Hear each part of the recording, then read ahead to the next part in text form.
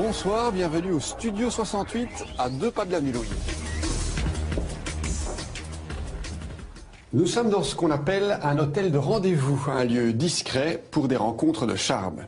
Et de charme, il en sera beaucoup question dans cette émission puisque nous allons tout d'abord partir à la rencontre des clients de la prostitution. Et nous évoquerons ensuite les escort girls, ces call girls de luxe très en vogue. Voici notre sommaire. Ils sont universitaires, ouvriers, fonctionnaires ou hommes d'affaires et ce soir, ils vont nous expliquer pourquoi ils fréquentent les prostituées.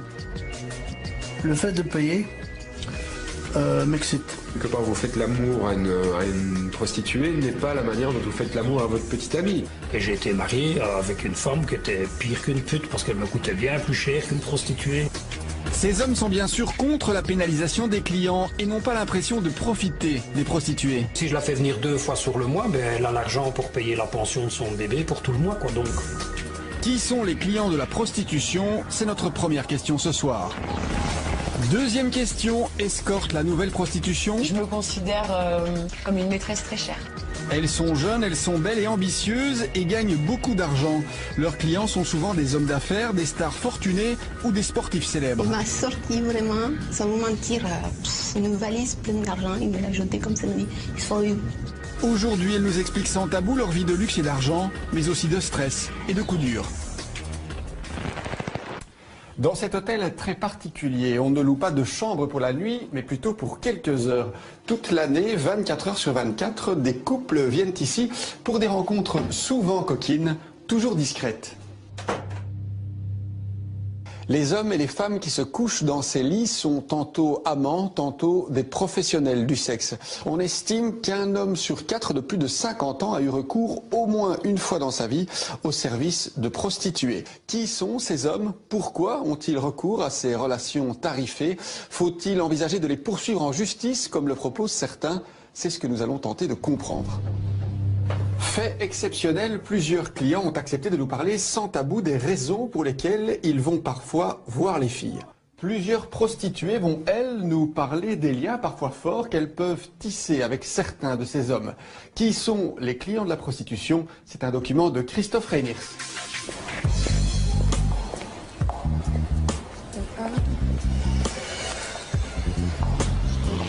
« 40 € pour 10 minutes, 50 € si on veut une position en plus. Voilà les tarifs des prostituées de la rue d'Arscott à Bruxelles. Ici, jour et nuit, les trottoirs sont arpentés par des hommes, par des clients. Et parmi eux, Loïc, 32 ans. C'est combien? C'est 40 pour une position. Sans position, juste la... Et l'amour pour une position? C'est combien? 40. Et j'ai quoi avec 40 en fait? C'est l'application, l'amour, position normale, et si tu veux changer de position, il y a 50. Ok, ça va. Et ça dure combien de temps en fait? 24 heures.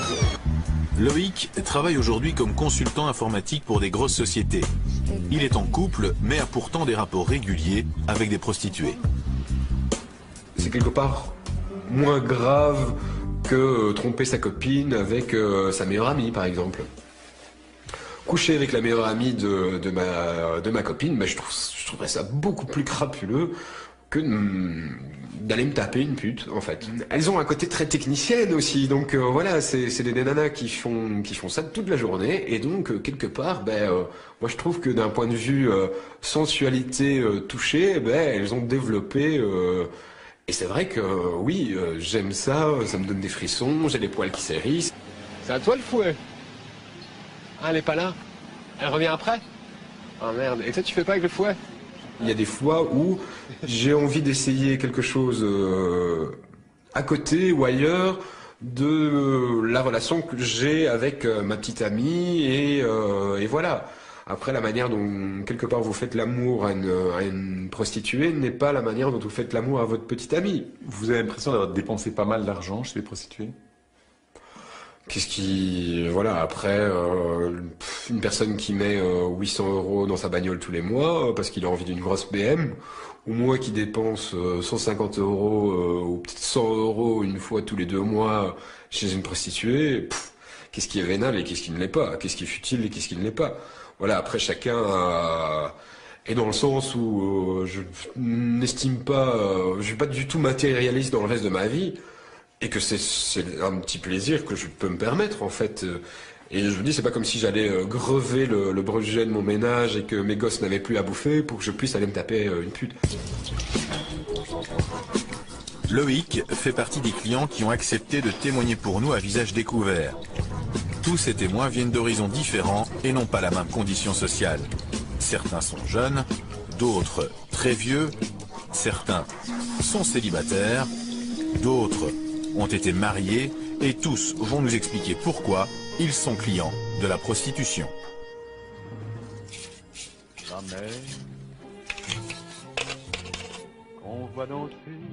Le premier rapport que j'ai eu, c'était avec une prostituée. Il fallait avoir 18 ans, hein.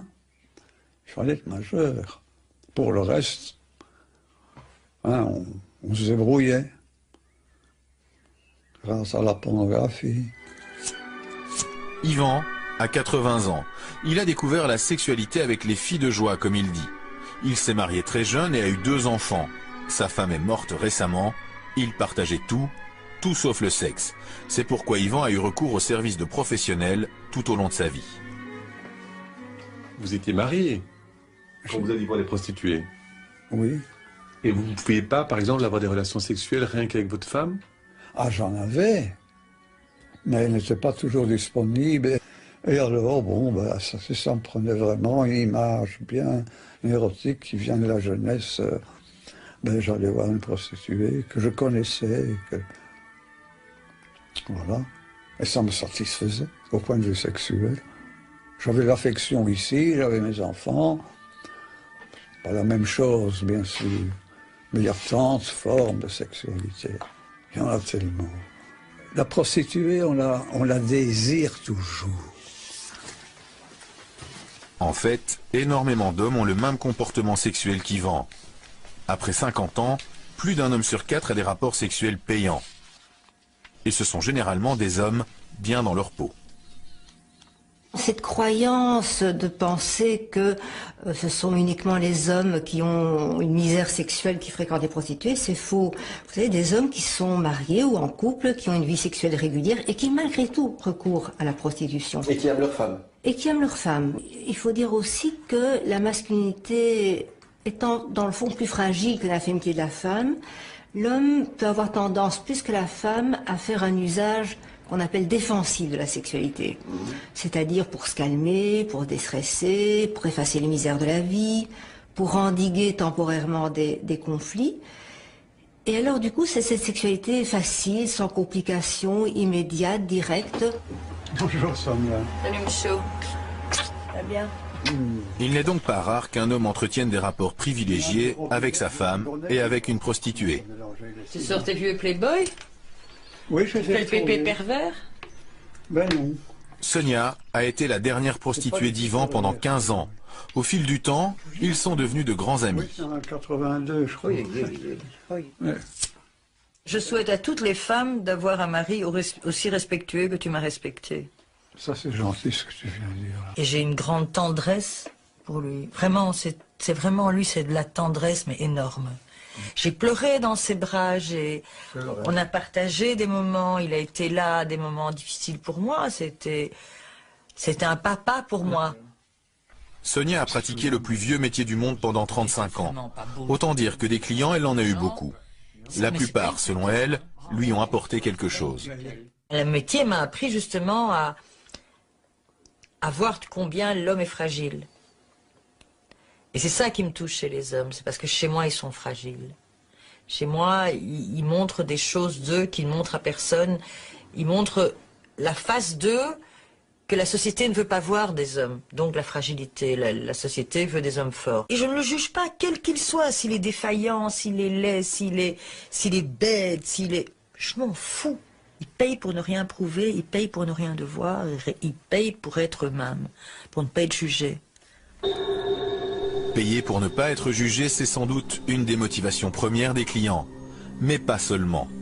Certains hommes fréquentent les prostituées pour autre chose. C'est le cas de Philippe. Après 28 ans de mariage, il vit aujourd'hui seul. Il n'a jamais retrouvé une compagne. Alors, une fois par semaine, il se paye les services d'une prostituée pendant 1 heure. pendant 1 heure et pour 100 €, il a ainsi l'impression de vivre une vraie relation. Je pense qu'on peut avoir une relation, même s'il y a une partie d'argent. Je dis avec ma femme avant aussi, elle me demandait de l'argent, donc c'est pas pour ça qu'on n'avait pas une relation normale, quoi. Ça peut paraître paradoxal, mais c'est en se rendant régulièrement chez les prostituées que Philippe espère retrouver une femme. Il est persuadé que ces visites régulières finiront par convaincre une fille de quitter le trottoir pour venir s'installer chez lui. Ah ben, je préférerais ne pas être client, ça c'est évident, mais bon, ça me gêne pas outre mesure, mais je dis je préférerais ne pas être le client, mais être le, entre guillemets, mari, quoi. Être le seul amant, mais faut trouver. Vous cherchez une relation finalement presque amoureuse? Oui, c'est tout à fait, je cherche une relation amoureuse avec une femme normale pour une relation normale, comme, disons, la majorité des gens, quoi. Mais avec une prostituée? Ben parce que je n'ai pas le choix. Il est assez fréquent de rencontrer des hommes qui, comme Philippe, veulent tomber amoureux d'une prostituée pour avoir une relation avec elle et la sortir du trottoir. On les appelle les clients sauveurs. Oui, il y a comme ça certains hommes qui passent leur vie à chercher, à croire qu'ils ont trouvé, à nourrir l'espoir. Et cet espoir les fait vivre, ça donne une sorte de sens à leur vie, si vous voulez. Même si c'est une quête qui, évidemment, a peu de chances d'aboutir, on l'imagine. Oui, très souvent, ils sont déçus. Olivier a tout du client sauveur. Il n'avait jamais fréquenté les prostituées, mais un soir, par hasard, son regard a croisé celui de Sylvia dans une vitrine de la rue d'Arscott. Il est tombé fou amoureux d'elle instantanément. Depuis 4 ans, il essaye de créer une relation. Il est persuadé que sa prostituée est sincère et a des sentiments pour lui. Des sentiments, c'est certain. Voilà, même si elle ne l'a pas dit clairement, elle l'exprime par ses gestes, par les soupirs, par l'émotion qui passe, par voilà, tout ce que le visage exprime, par ses caresses, par le temps qu'elle prend, par la qualité qu'elle met dans sa relation. Le fait que si après avoir fait l'amour, assez souvent je la caresse, je la masse, elle me dit ah, je me sens bien, j'ai envie de dormir, quoi, j'ai envie de rester là. Est-ce que vous pensez que tout ce qu'elle vous a dit était sincère? Ouais. Si j'avais ressenti que c'était pas sincère, ben j'aurais pas, ça n'aurait pas duré 4 ans. Ouais. Oui, parce que la personne, quel serait son intérêt à mettre un masque, à créer une illusion comme ça? Ça lui demanderait beaucoup d'énergie pour chaque client de jouer un jeu, quoi. Moi, ça m'intéresse pas qu'une femme fasse semblant de jouir, ça m'intéresse pas qu'elle... Et voilà, donc j'ai pas envie de ça. Mais après 4 ans, Olivier doit continuer à payer pour voir sa dulcinée. Alors pour faire le point, il va chercher une oreille attentive à l'espace P. Bonjour, je viens voir si Fabien est là. Ouais. L'espace P est une association qui fournit de l'aide aux prostituées, mais aussi aux clients. Comment ça va? Fabien, ça va bien. Bien? Je t'en prie, assieds-toi. Merci. Alors, quoi de neuf? Voilà, finalement, je suis pas sûr que je vais couper les ponts avec elle. J'ai pas encore vraiment décidé. Tu penses que c'est possible qu'il y ait une relation d'amour entre un client et une prostituée? C'est déjà arrivé, donc on a déjà effectivement rencontré, c'est ce qu'on appelle les belles histoires finalement qui finissent bien. Effectivement, les rencontres se font dans le cadre du rapport client-prostituée, puis alors un lien se noue, se tisse, et puis parfois ils deviennent amants, j'ai envie de dire. Mais alors généralement ils se voient en dehors du cadre du travail. Nous, ce qu'on a déjà constaté aussi, c'est que malheureusement, il y a ce qu'on appelle parfois dans le milieu des pigeons. C'est comme ça que les filles les appellent. Et donc, c'est des gens qui sont épris, qui ont un peu le profil du client sauveur, qui veulent absolument sortir la personne de la prostituée et qui se font simplement et purement vider leur compte en banque. Et quand il n'y a plus rien, on passe à quelqu'un d'autre. Surtout, n'hésite pas. Aujourd'hui, en effet, beaucoup de prostituées profitent de la crédulité de certains clients en adoptant un comportement de petite amie amoureuse. Si certains achètent uniquement un service sexuel, d'autres sont prêts à payer plus si une part de rêve leur est offerte. On appelle ça la GFE, la Girlfriend Experience. Donc ça s'appelle la girlfriend experience, et donc c'est le fait que les clients, au-delà du rapport sexuel, cherchent aussi une attitude, une manière d'être de la part de la personne prostituée qui pourra, à l'espace d'un instant, les faire se sentir comme dans les bras d'une petite copine. En résumé, c'est ça. Et en fait, c'est que du faux. C'est du théâtre. Beaucoup de personnes prostituées se définissent elles-mêmes comme des actrices de théâtre. Et quand le client arrive, elles rentrent en scène, elles sont payées pour jouer un rôle. Et donc, beaucoup mettent à cœur de jouer correctement ce rôle et finalement d'honorer leur partie du contrat avec le client. Alicia est une grande spécialiste de la GFE. Son boulot, escort girl de luxe, qui se transforme en petite amie pour 250 € de l'heure. Quand elle joue bien son rôle, elle arrive à faire croire au client qu'il vit une histoire d'amour avec elle.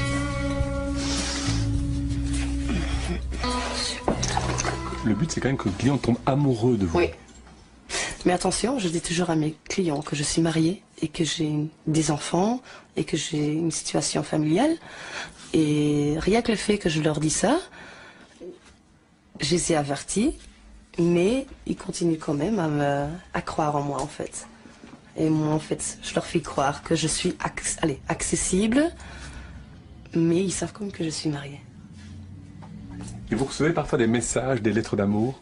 Oui, et des petites cartes, et des fleurs, du chocolat, des bouteilles de champagne, de la lingerie.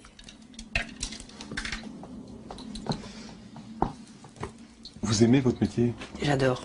Et je suis pas prête à changer de boulot, même si je gagne au loto et que j'ai beaucoup d'argent, je crois que je continuerai. Je continuerai à faire mon métier parce que déjà il y a beaucoup de clients fixes qui ne seront pas très contents si j'arrête. Je vais pas dire très contents, mais très déçus. Surtout, et que moi aussi ça me donne en fait le sentiment que je suis importante à leurs yeux, que je compte. Je me sens un peu plus en valeur en fait, grâce à ces clients-là, quoi. Je suis un peu honorée à certains moments aussi, quoi.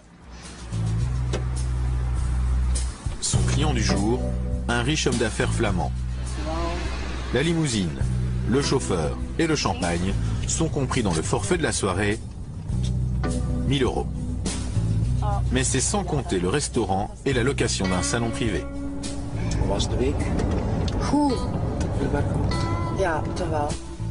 Christian est divorcé et depuis il ne veut plus vivre les contraintes d'une vie de couple parce que selon lui, son travail lui prend trop de temps. Mais comme il a toujours des besoins et quand son agenda le permet, il s'offre les services d'Alicia. Pour être honnête, monsieur, je n'ai qu'une fille que j'appelle ici Alicia. Alors, il y a peut-être des autres gens qui font cela, mais pour moi, ça suffit. Je suis célibataire, monsieur, alors j'ai un travail qui demande beaucoup des heures, que c'est vraiment intensif. Alors, il reste peu de temps et j'ai vu Alicia et elle m'a plu directement, alors j'ai déjà quelque chose comme une relation avec elle, alors pourquoi est-ce que je dois changer encore, monsieur? Vous préférez payer une fille que je ne sais pas, draguer une fille, puis de l'emmener, d'avoir une maîtresse? Quand je suis avec Alicia, je la drague aussi un petit peu. Hein. C'est un jeu qu'on fait, mais j'ai vraiment pas le temps pour avoir une relation qui demande des heures et des heures par jour. Alors il faut être honnête, dans la vie, et il faut choisir quand même. Hein. Alors moi j'ai choisi pour un système pareil, si je peux le dire. Mais finalement, ça vous coûte quand même plus cher d'être avec Alicia qu'avec une maîtresse. Non, ça je pense pas, monsieur. Non, non, pas du tout. Non. C'est difficile, hein? C'est difficile pour répondre là-dessus, mais il y a des gens qui dépensent aussi des centaines et des milliers par semaine ou par mois, alors oui. C'est le choix de l'être humain même, hein? Non? Ouais. Je crois que c'est le moment d'augmenter les prix alors. Non, pas du tout. Au final, Christian a dépensé 1 500 € pour sa soirée. Seule une minorité de clients peut se payer ça plusieurs fois par mois.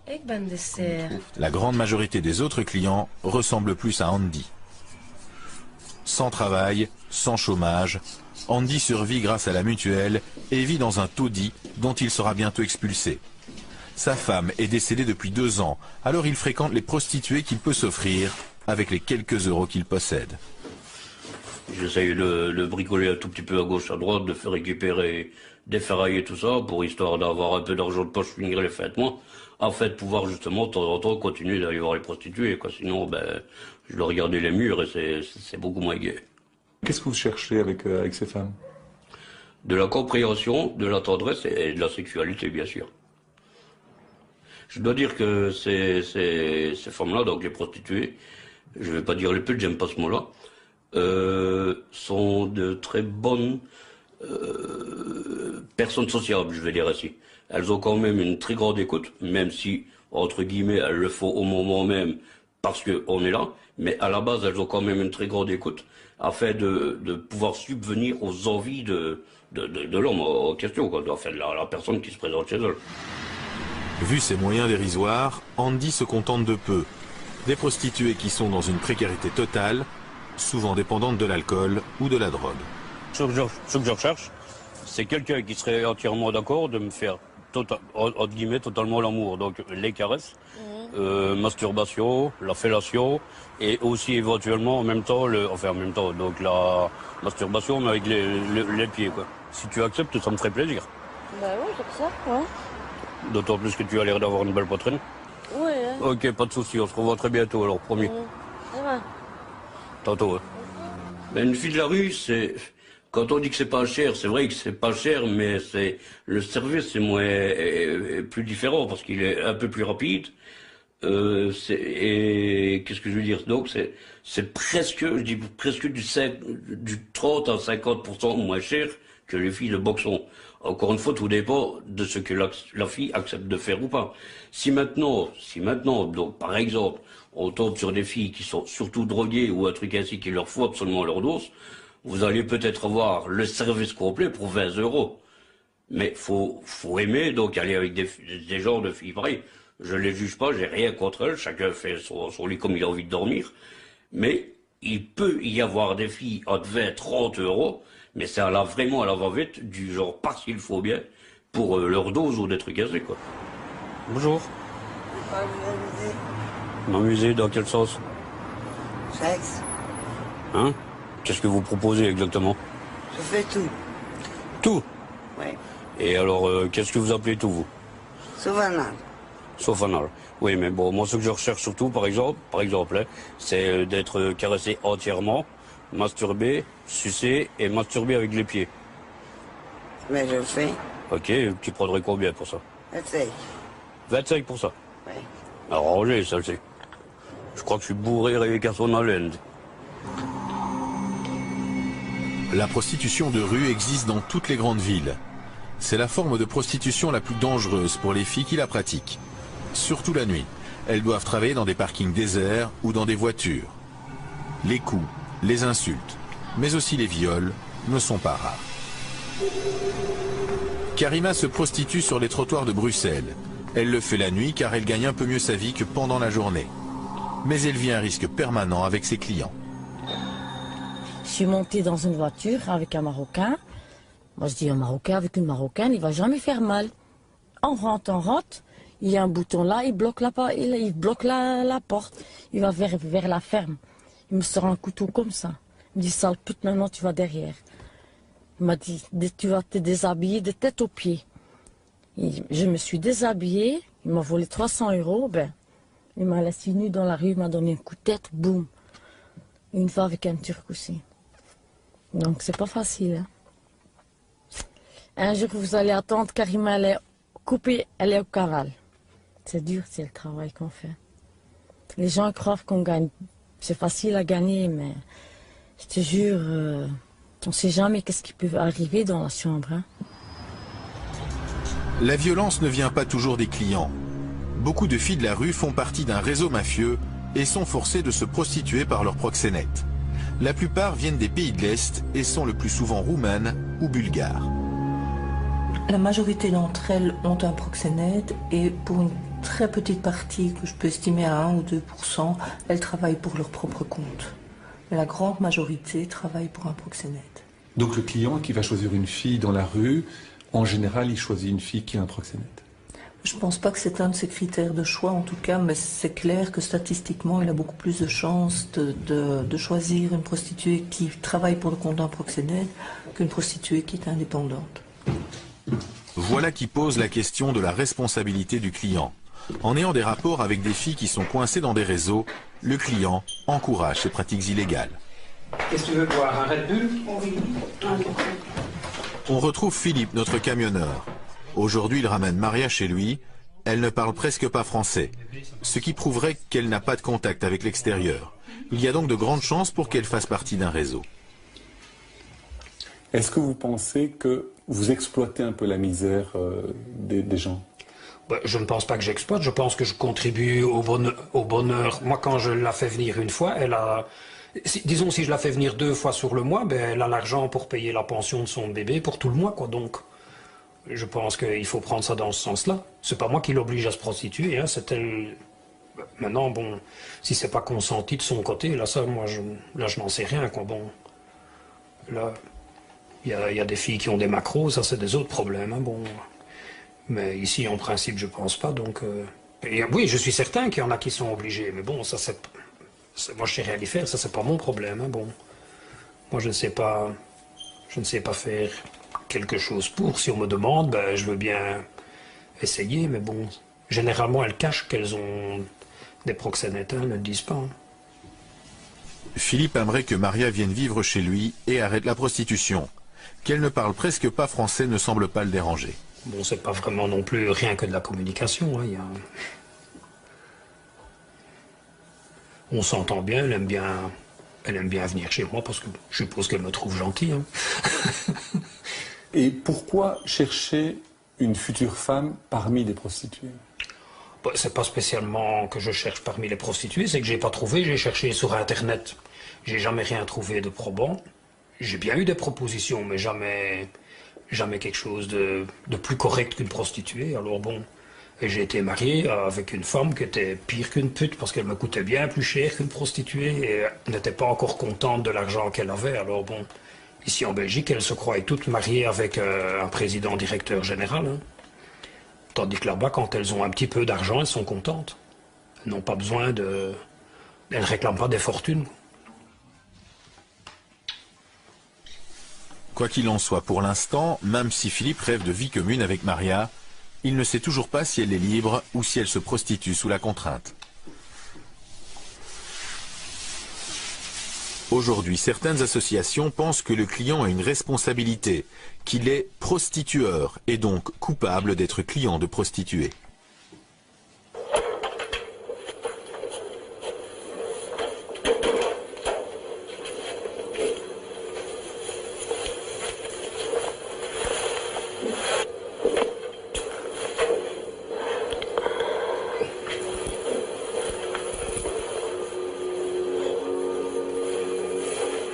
Si 10 fois par jour je devais avoir des relations sexuelles avec des inconnus, après combien de fois aurais-je la nausée? C'est le lobby européen des femmes qui a réalisé ce clip. Il s'agit d'une association féministe qui se bat pour supprimer la prostitution et pénaliser le client. Le client est responsable de ça? Le client est responsable puisque c'est lui qui impose le rapport sexuel. Le client, alors est-ce qu'il en est conscient? C'est la question aujourd'hui. En tout cas, s'il n'en est pas conscient, il faut lui en faire prendre conscience très vite. Mais le client, il impose le rapport sexuel par l'argent. Il voit bien que la personne est souvent beaucoup plus jeune que lui, qu'elle est dans une situation de vulnérabilité. Tout ça, consciemment ou inconsciemment, le client, il le sait bien. Donc oui, il est responsable de ce qui est pour nous une violence sexuelle. Pour nous, le client, c'est un auteur de violence sexuelle. La seule chose qui différencie cette violence sexuelle des autres, c'est que pour l'instant, elle n'est pas reconnue comme telle. On ne nous dit pas que payer pour un rapport sexuel, c'est une violence sexuelle. Mais le jour où ça le sera, alors là, le client devra être aussi pénalement responsable et devra rendre des comptes comme rendre des comptes devant la loi, devant la justice, les violeurs ou les auteurs d'autres violences sexuelles. Vous pensez qu'on devrait pénaliser le client? Oui, tout à fait. Il est pourtant très rare de rencontrer une prostituée favorable à la pénalisation des clients. Celles qui le sont ne travaillent plus généralement et ont bien souvent eu un parcours extrêmement difficile. C'est le cas d'Aurore qui a quitté le trottoir depuis peu. Vous avez l'impression vraiment d'avoir de la haine pour ces clients que vous avez vus pendant 6 ans? Pour la plupart, oui. pour la plupart. Il y en a d'autres qui, bon, bah, eux étaient très sympathiques, mais c'est une minorité. Hein. J'ai de la haine envers eux parce que je me dis que, non seulement en plus du fait de venir nous demander nos services, ils ne nous respectent même pas pour ce qu'on leur offre. Parce que d'accord, ils nous payent pour qu'on leur offre notre corps, mais c'est pas pour ça qu'ils doivent nous traiter comme du bétail. Ils nous insultent, ils nous respectent pas parce qu'on leur dit pas de sodomie, pas de relations sans préservatif et d'autres choses auxquelles je ne pense pas forcément. Et ils essayent de contrecarrer nos règles et des choses comme ça. Et à toutes ces personnes-là, à tous ces clients-là que j'ai eus qui m'ont malmené autant psychologiquement que physiquement, eux, j'ai vraiment de la haine envers eux. Ça, c'est sûr. Est-ce que vous seriez pour le fait de pénaliser les clients? Oui. Parce que sans clients, il n'y a plus de prostitution et plus de risques pour nous, pour toutes les femmes qui seront obligées dans l'avenir, malheureusement, de se prostituer. Et déjà, ce sera un problème en moins, de la criminalité en moins, on va dire ça comme ça. C'est complètement débile pour moi d'avoir un discours pareil, il faut arrêter. Par contre, bien évidemment, parmi nos clients, nous n'avons rencontré personne en faveur de la pénalisation. Ah ben on va mettre les clients en tôle. Allez, il y a déjà suffisamment de raisons pour mettre des gens en tôle actuellement que le mec il va se taper une pute. Je suis désolé, pour moi le plaisir ne doit pas être un crime et on ne doit pas criminaliser le sexe ou le plaisir. Voilà. Oui, mais c'est aberrant. On a essayé avec l'alcoolisme. On a interdit l'alcoolisme. On a interdit la drogue. Où est-ce que ça mène? Il y en a encore plus. Le fruit est défendu ou je ne sais pas quoi. Hein, ou ce qui est interdit, on veut l'essayer. Les jeunes surtout. Mais c'est impossible. C'est tellement aberrant. C'est tellement politique pour se faire valoir dans un lobby de gens bien pensants, de bourgeois. Mais c'est aberrant de diminuer la demande, de supprimer la demande pour supprimer la prostituée. Mais enfin. De toute façon, les choses ne sont pas aussi simples. Certains pays comme la Suède, qui ont pénalisé la prostitution, sont maintenant confrontés à un autre problème. Le risque est surtout de voir la prostitution entrer en clandestinité et de perdre tout contrôle sur ce qui s'y passe et certainement sur les formes d'exploitation des prostituées. Hi. Guten Tag. Wie geht es dir? Hallo. Du warst schon mal bei uns? Ich spreche nur Deutsch. Okay. Blanche, willst du mir mal helfen? Ja, natürlich. Comme c'est la première fois que je viens, je ne sais pas combien je dois payer, comment... En Allemagne, aucun risque de pénaliser le client puisque la prostitution est légale. On trouve énormément de FKK, des clubs comme celui-ci. 50 € la journée, tout est compris, boissons, sauna et repas. En Belgique, ça n'existe pas et c'est pas prêt d'exister à mon avis. Je crois que je serai mort quand il n'y en aura pas encore, parce que c'est vraiment... c'est l'amour librement consenti entre un homme majeur et une fille majeure. Et tout est bien clair pour le prix, c'est bien propre. Moi, je vois pas ce qu'il y a à redire là-dedans, c'est vraiment super, quoi. Avant de passer à l'acte, chaque client doit se laver de la tête aux pieds. Après seulement, les choses sérieuses peuvent commencer. Chaque fille coûtera 50 € par demi-heure. Mais attention, ici, le client est roi. Toutes les prostituées embrassent sur la bouche et surtout, elles acceptent la fellation sans préservatif. Serge est devenu fan des FKK. 2 fois par mois, il quitte les Ardennes pour venir s'encanailler en Allemagne. Aujourd'hui, il se laisse tenter par une Brésilienne. Pour lui, ce genre de club est idéal pour assouvir ses besoins. Moi, ça me convient bien, il n'y a pas de problème avec ça. Est-ce que vous préférez pas avoir une petite amie? Je sais pas, je crois pas, non. À l'heure actuelle, non. Parce que j'aurais pas une petite amie aussi jolie. Pour la garder tout le temps, à mon avis, je ne saurais pas. Donc voilà, si après 2 jours, elle va avec un autre, je sais pas moi, vous n'allez pas... Enfin, c'est difficile de la garder pour l'âge qu'elle a et l'âge que moi j'ai. Satisfait du service, Serge va payer 50 € supplémentaires pour passer une nouvelle demi-heure avec Lucie.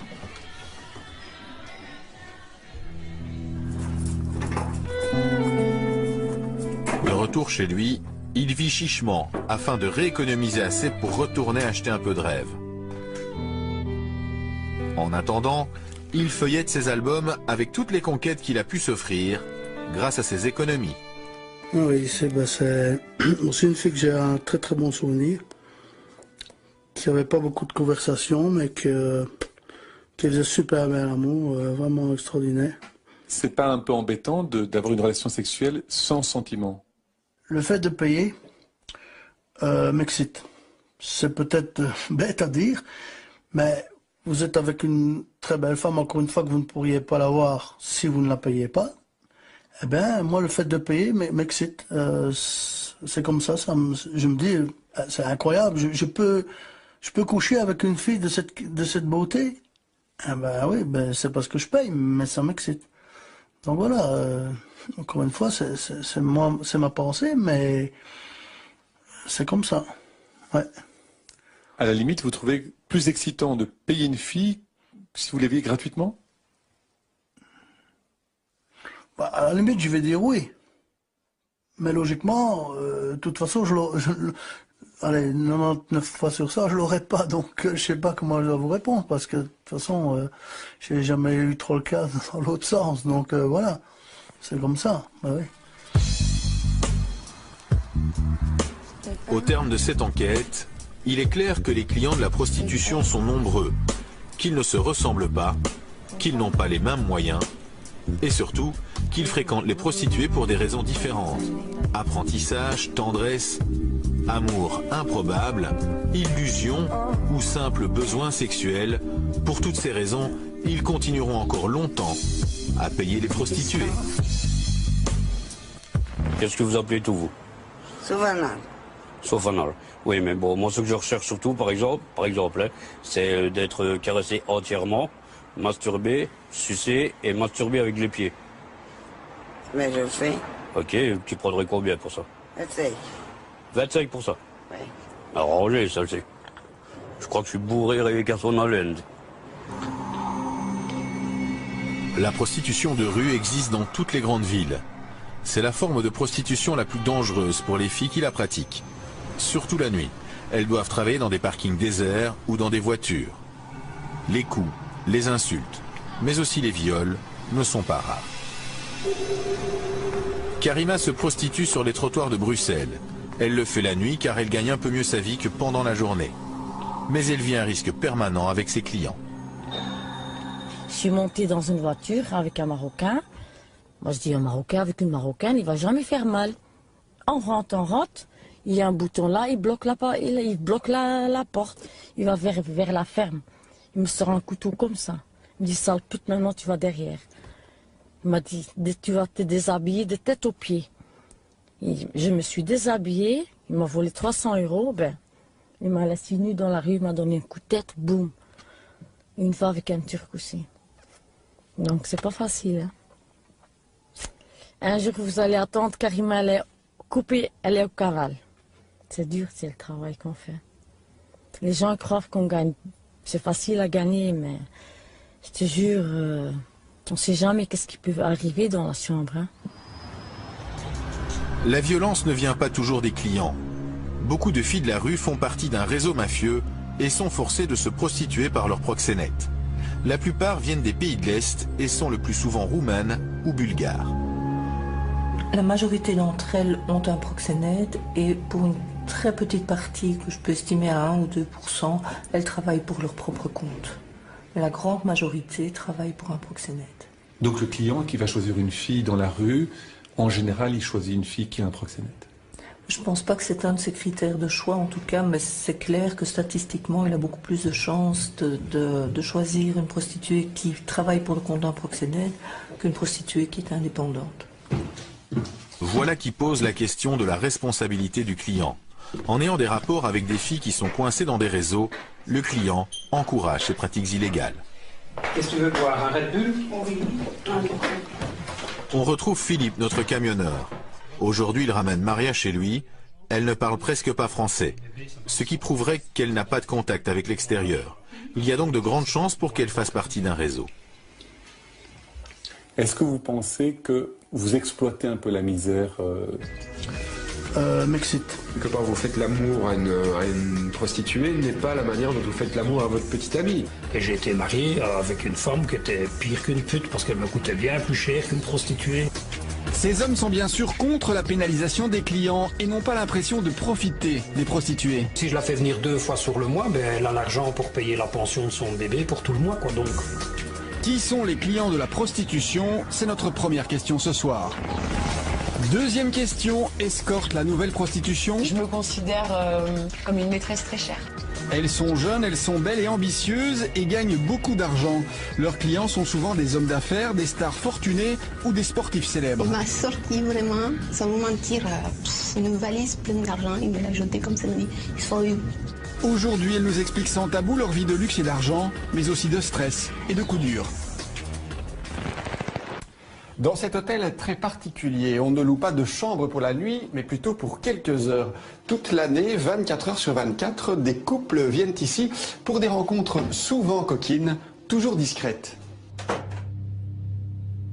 Les hommes et les femmes qui se couchent dans ces lits sont tantôt amants, tantôt des professionnels du sexe. On estime qu'un homme sur 4 de plus de 50 ans a eu recours au moins une fois dans sa vie au service de prostituées. Qui sont ces hommes? Pourquoi ont-ils recours à ces relations tarifées? Faut-il envisager de les poursuivre en justice comme le proposent certains?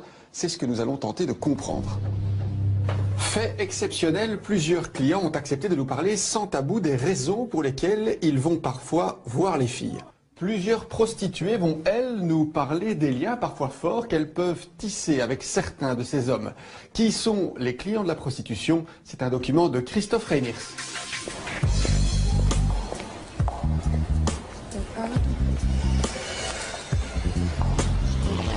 « 40 € pour 10 minutes, 50 € si on veut une position en plus.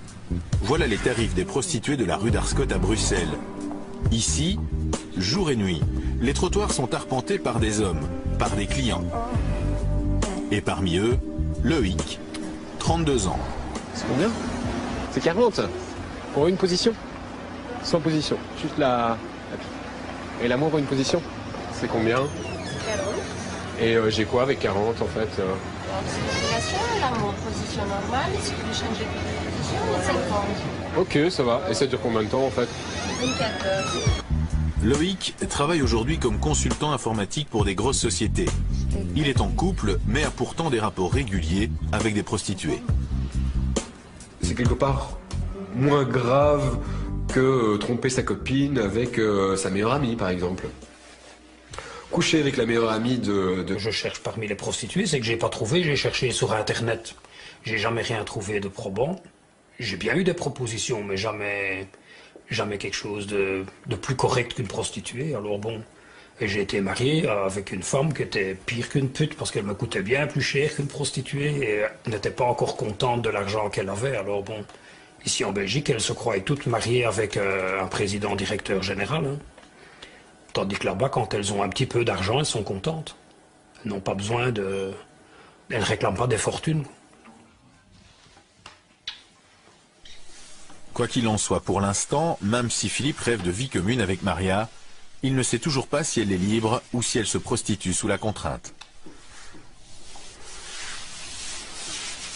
Aujourd'hui, certaines associations pensent que le client a une responsabilité, qu'il est prostitueur et donc coupable d'être client de prostituées.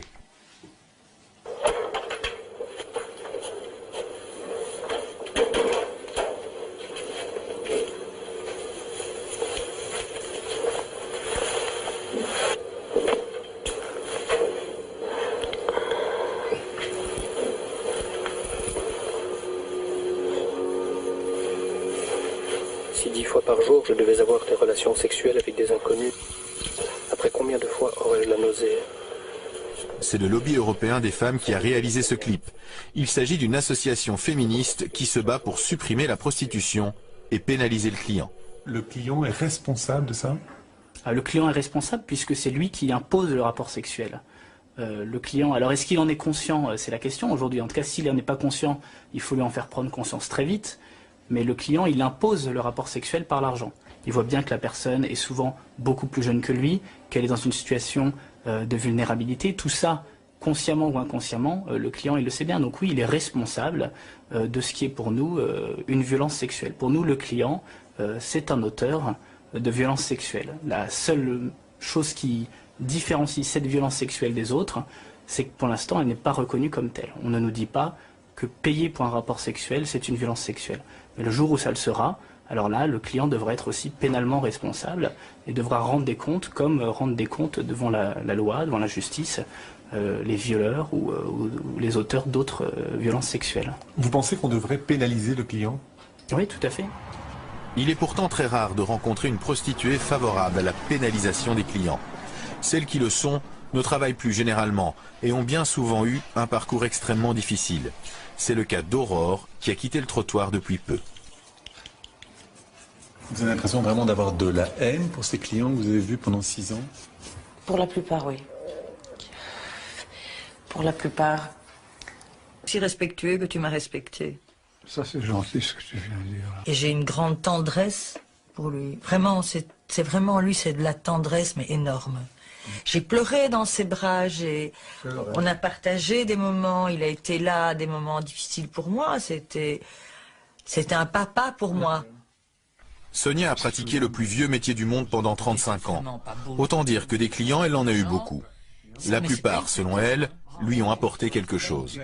Le métier m'a appris justement à voir combien l'homme est fragile. Et c'est ça qui me touche chez les hommes, c'est parce que chez moi, ils sont fragiles. Chez moi, ils montrent des choses d'eux qu'ils ne montrent à personne. Ils montrent la face d'eux que la société ne veut pas voir des hommes. Donc la fragilité, la société veut des hommes forts. Et je ne le juge pas, quel qu'il soit, s'il est défaillant, s'il est laid, s'il est bête, je m'en fous. Ils payent pour ne rien prouver, ils payent pour ne rien devoir, ils payent pour être eux-mêmes, pour ne pas être jugés. Payer pour ne pas être jugé, c'est sans doute une des motivations premières des clients. Mais pas seulement. Certains hommes fréquentent les prostituées pour autre chose. C'est le cas de Philippe. Après 28 ans de mariage, il vit aujourd'hui seul. Il n'a jamais retrouvé une compagne. Alors, une fois par semaine, il se paye les services d'une prostituée pendant 1 heure. Pendant 1 heure. Et pour 100 €, il a ainsi l'impression de vivre une vraie relation. Je pense qu'on peut avoir une relation, même s'il y a une partie d'argent. Je dis avec ma femme avant, si elle me demandait de l'argent, donc c'est pas pour ça qu'on n'avait pas une relation normale, quoi. Ça peut paraître paradoxal, mais c'est en se rendant régulièrement chez les prostituées que Philippe espère retrouver une femme. Il est persuadé que ces visites régulières finiront par convaincre une fille de quitter le trottoir pour venir s'installer chez lui. Ah ben, je préférerais ne pas être client, ça c'est évident, mais bon, ça me gêne pas outre mesure, mais je dis je préférerais ne pas être le client, mais être le, entre guillemets, mari, quoi. Être le seul amant, mais faut trouver. Vous cherchez une relation finalement presque amoureuse? Oui, c'est tout à fait, je cherche une relation amoureuse avec une femme normale pour une relation normale, comme, disons, la majorité des gens, quoi. Mais avec une prostituée? Ben parce que je n'ai pas le choix. Il est assez fréquent de rencontrer des hommes qui, comme Philippe, veulent tomber amoureux d'une prostituée pour avoir une relation avec elle et la sortir du trottoir. On les appelle les clients sauveurs. Oui, il y a comme ça certains hommes qui passent leur vie à chercher, à l'espace P. Bonjour, je viens voir si Fabien est là. Ouais. L'espace P est une association qui fournit de l'aide aux prostituées, mais aussi aux clients. Comment ça va? Fabien, ça va bien. Bien? Je t'en prie, assieds-toi. Merci. Alors, quoi de neuf? Voilà, finalement je suis pas sûr que je vais couper les ponts avec elle. J'ai pas encore vraiment décidé. Tu penses que c'est possible qu'il y ait une relation d'amour entre un client et une prostituée C'est déjà arrivé. Donc on a déjà effectivement rencontré, c'est ce qu'on appelle les belles histoires finalement qui finissent bien. Effectivement, les rencontres se font dans le cadre du rapport client-prostituée, puis alors un lien se noue, se tisse, et puis parfois ils deviennent amants, j'ai envie de dire. Mais alors généralement ils se voient en dehors du cadre du travail. Nous, ce qu'on a déjà constaté aussi, c'est que malheureusement, il y a ce qu'on appelle parfois dans le milieu des pigeons. C'est comme ça que les filles les appellent.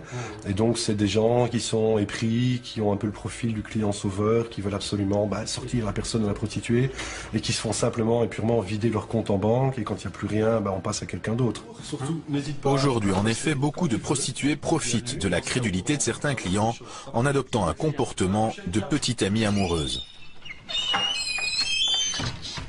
Si certains achètent uniquement un service sexuel, d'autres sont prêts à payer plus si une part de rêve leur est offerte. On appelle ça la GFE, la Girlfriend Experience.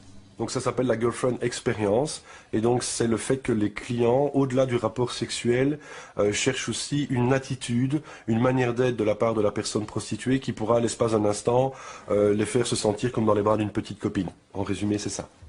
Et en fait, c'est que du faux. C'est du théâtre. Beaucoup de personnes prostituées se définissent elles-mêmes comme des actrices de théâtre. Et quand le client arrive, elles rentrent en scène, elles sont payées pour jouer un rôle. Et donc, beaucoup mettent à cœur de jouer correctement ce rôle et finalement d'honorer leur partie du contrat avec le client. Alicia est une grande spécialiste de la GFE. Son boulot, escort girl de luxe, qui se transforme en petite amie pour 250 € de l'heure. Quand elle joue bien son rôle, elle arrive à faire croire au client qu'il vit une histoire d'amour avec elle.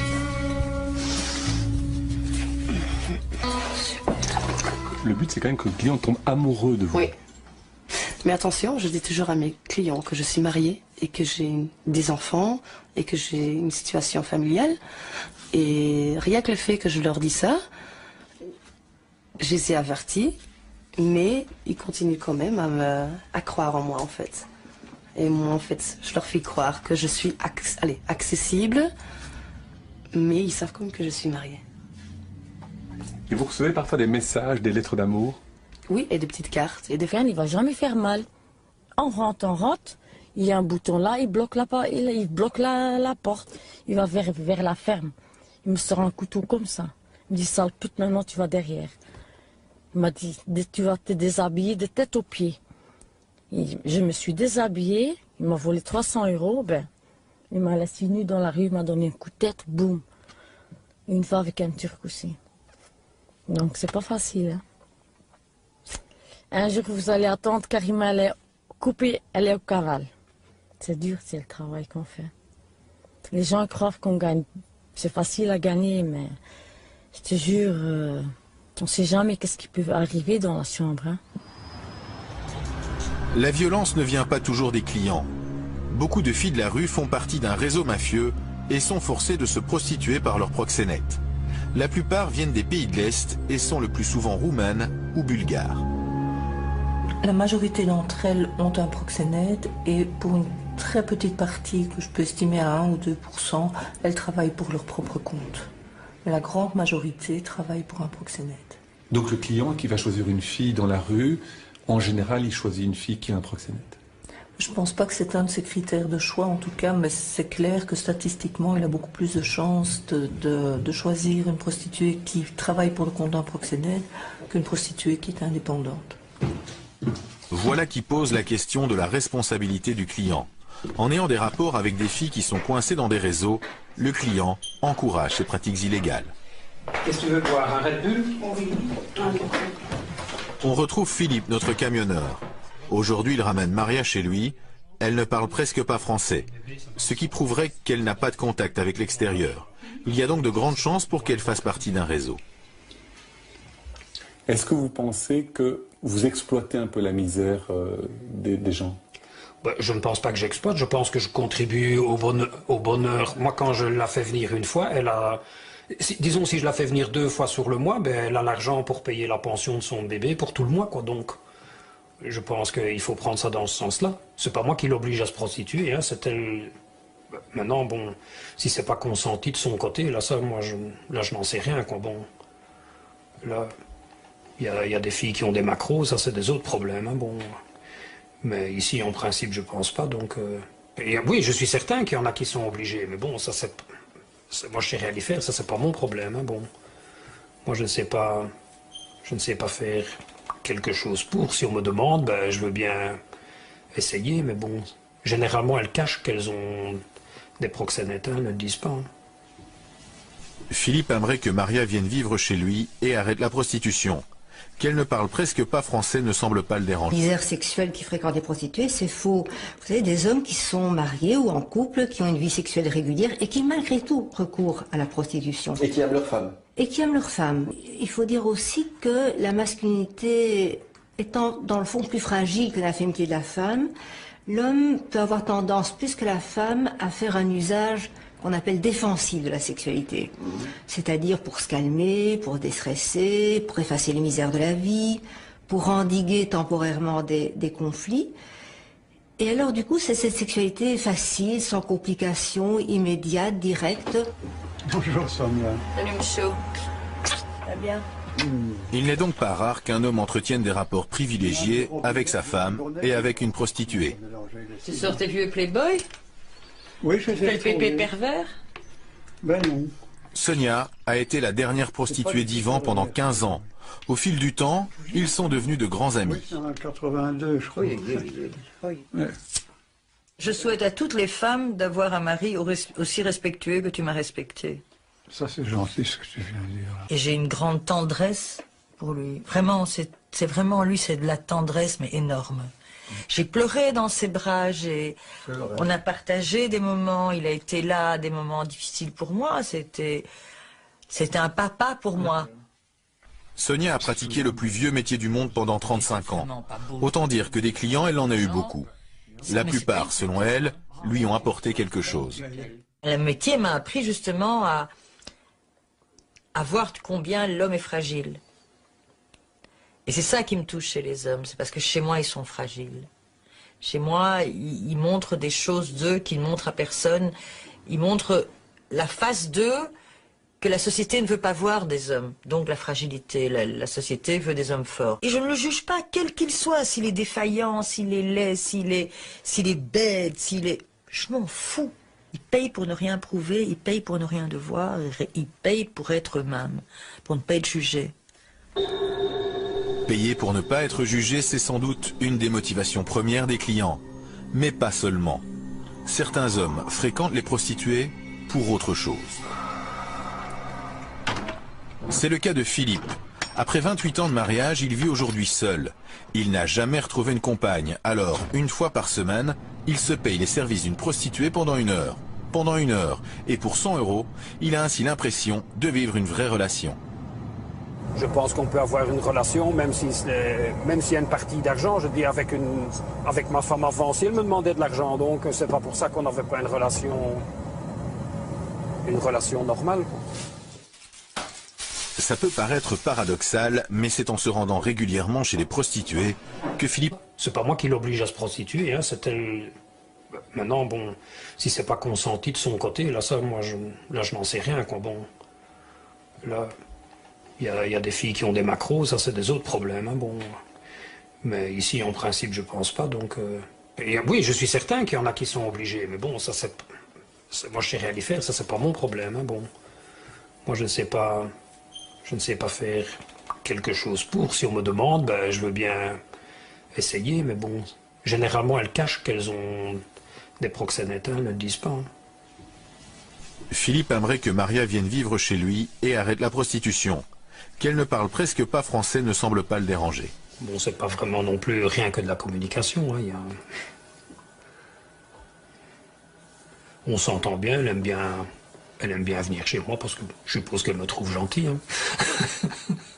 Et pourquoi chercher une future femme parmi des prostituées? Bah, c'est pas spécialement que je cherche parmi les prostituées, c'est que j'ai pas trouvé, j'ai cherché sur Internet. J'ai jamais rien trouvé de probant. J'ai bien eu des propositions, mais jamais quelque chose de plus correct qu'une prostituée. Alors bon, et j'ai été marié avec une femme qui était pire qu'une pute parce qu'elle me coûtait bien plus cher qu'une prostituée et elle n'était pas encore contente de l'argent qu'elle avait. Alors bon, ici en Belgique, elle se croyait toute mariée avec un président directeur général. Hein. Tandis que là-bas, quand elles ont un petit peu d'argent, elles sont contentes. Elles n'ont pas besoin de... Elles ne réclament pas des fortunes. Quoi qu'il en soit, pour l'instant, même si Philippe rêve de vie commune avec Maria, il ne sait toujours pas si elle est libre ou si elle se prostitue sous la contrainte. Aujourd'hui, certaines associations pensent que le client a une responsabilité, qu'il est prostitueur et donc coupable d'être client de prostituées.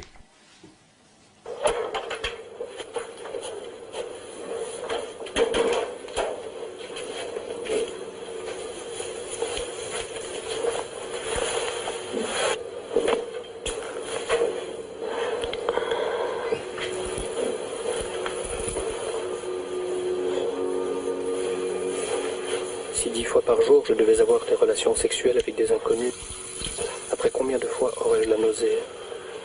C'est le lobby européen des femmes qui a réalisé ce clip. Il s'agit d'une association féministe qui se bat pour supprimer la prostitution et pénaliser le client. Le client est responsable de ça? Le client est responsable puisque c'est lui qui impose le rapport sexuel. Le client, alors est-ce qu'il en est conscient? C'est la question aujourd'hui. En tout cas, s'il n'en est pas conscient, il faut lui en faire prendre conscience très vite. Mais le client, il impose le rapport sexuel par l'argent. Il voit bien que la personne est souvent beaucoup plus jeune que lui, qu'elle est dans une situation de vulnérabilité. Pas sûr que je vais couper les ponts avec elle. J'ai pas encore vraiment décidé. Tu penses que c'est possible qu'il y ait une relation d'amour entre un client et une prostituée? C'est déjà arrivé, donc on a déjà effectivement rencontré, c'est ce qu'on appelle les belles histoires finalement qui finissent bien. Effectivement, les rencontres se font dans le cadre du rapport client-prostituée, puis alors un lien se noue, se tisse, et puis parfois ils deviennent amants, j'ai envie de dire. Mais alors généralement ils se voient en dehors du cadre du travail. Nous, ce qu'on a déjà constaté aussi, c'est que malheureusement, il y a ce qu'on appelle parfois dans le milieu des pigeons. C'est comme ça que les filles les appellent. Et donc, c'est des gens qui sont épris, qui ont un peu le profil du client sauveur, qui veulent absolument sortir la personne de la prostituée et qui se font simplement et purement vider leur compte en banque. Et quand il n'y a plus rien, on passe à quelqu'un d'autre. Surtout, n'hésite pas. Aujourd'hui, en effet, beaucoup de prostituées profitent de la crédulité de certains clients en adoptant un comportement de petite amie amoureuse. Si certains achètent uniquement un service sexuel, d'autres sont prêts à payer plus si une part de rêve leur est offerte. On appelle ça la GFE, la Girlfriend Experience. Donc ça s'appelle la Girlfriend Experience, et donc c'est le fait que les clients, au-delà du rapport sexuel, cherchent aussi une attitude, une manière d'être de la part de la personne prostituée qui pourra, à l'espace d'un instant, les faire se sentir comme dans les bras d'une petite copine. En résumé, c'est ça. Et en fait, c'est que du faux. C'est du théâtre. Beaucoup de personnes prostituées se définissent elles-mêmes comme des actrices de théâtre. Et quand le client arrive, elles rentrent en scène, elles sont payées pour jouer un rôle. Et donc, beaucoup mettent à cœur de jouer correctement ce rôle et finalement d'honorer leur partie du contrat avec le client. Alicia est une grande spécialiste de la GFE. Son boulot, escort girl de luxe, qui se transforme en petite amie pour 250 € de l'heure. Quand elle joue bien son rôle, elle arrive à faire croire au client qu'il vit une histoire d'amour avec elle.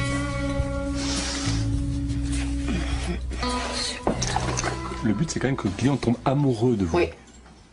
Mais attention, je dis toujours à mes clients que je suis mariée et que j'ai des enfants et que j'ai une situation familiale. Et rien que le fait que je leur dis ça, je les ai avertis, mais ils continuent quand même à croire en moi en fait.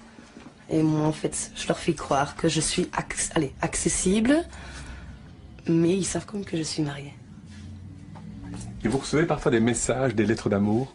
Oui, et des petites cartes, et des fleurs, du chocolat, des bouteilles de champagne, de la lingerie. Vous aimez votre métier? J'adore. Et je suis pas prête à changer de boulot, même si je gagne au loto et que j'ai beaucoup d'argent, je crois que je continuerai. Je continuerai à faire mon métier